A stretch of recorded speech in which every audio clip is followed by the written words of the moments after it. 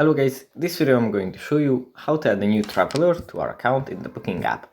But before that, don't forget to subscribe and leave a comment down below, because at 10,000 subscribers I'm going to show you my whole YouTube revenue statistics and growth strategy.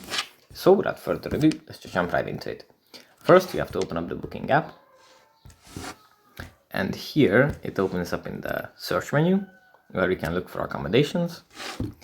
From here we have to tap on the profile menu, then on manage your account. Then at the bottom, we find other travelers.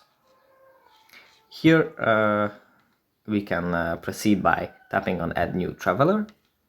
And here we can enter the data that is asked for, like the name, the date of birth, gender of the person.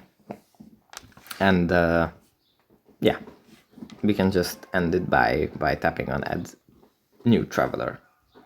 So that's pretty much it for this video. Hope it was helpful for you guys, and I'll see you in the next one.